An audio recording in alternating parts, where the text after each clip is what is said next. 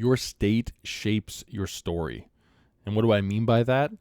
When you're dysregulated, when you're in fight, flight, or shutdown, your body and mind don't just react to the world, they reinterpret it. You start seeing your wife's words, your boss's tone, your friend's silence through the lens of threat. And suddenly, you're living in a story that isn't actually true. When you're in a triggered state, you don't see reality for what it is. You see reality through the filter of your wound. Your wife says, "Hey, don't forget to take the trash out." But your nervous system hears, "You're lazy. You can't handle responsibility." And now instead of hearing a simple reminder, you're hearing an attack on your worth. This is why arguments in marriage can escalate so fast. It's not about the trash. It's about the story your dysregulated state tells you about the trash. And here's the thing. The story feels so true in the moment, but most of the time, it's not reality that is broken. It's the state you're living in that's shaping how you see reality. Let me give you an example. Now, this is from my own life here. Me and my wife were out on a walk once, and she made a comment. And right away, I thought she's the one that's triggered. I thought, see, she doesn't want to deal with this conversation. She's avoiding. She doesn't respect me. That's the story my dysregulated state was writing in real time. But later, after things blew up and we finally had some time to reflect, I realized I was the one that was triggered. She wasn't actually disrespecting me. She wasn't avoiding me. That was my wound talking. That was my nervous system trying to protect me by inventing a story that matched how unsafe I felt inside. And that moment hit me hard. How often do I do this? How often do I put words in her mouth, motives in her actions that were never there to begin with?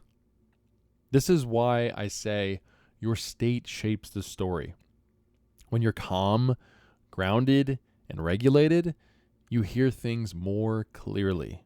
You see your wife's comment as just a comment. You hear your boss's feedback as just feedback. You don't automatically attach it to your identity. But when you're dysregulated, the stories in your head get louder than the truth in front of you. Fight says, "They're against me." Flight says, "I need to get away." And freeze says, "It's hopeless." And here's the kicker. Those aren't facts.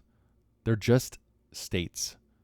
The nervous system is running the show, and it's making up stories that feel real but aren't reality.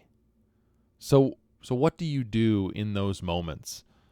Well, the first step is awareness. Literally saying to yourself, this thought doesn't match reality. This is my dysregulated state talking. That pause, that awareness can keep you from acting on a false story. And then take a breath, ground yourself, put your hand on your chest and say, "I am safe right now. I don't need to defend myself from a threat that isn't here."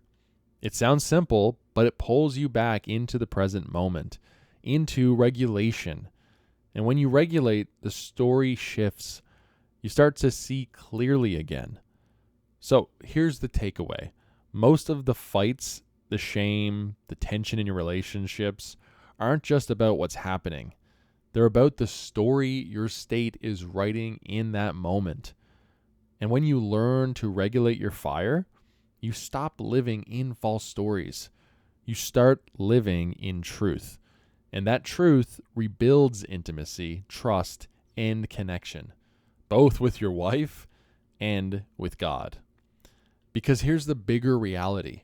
Trauma warps your story, but Christ restores your story.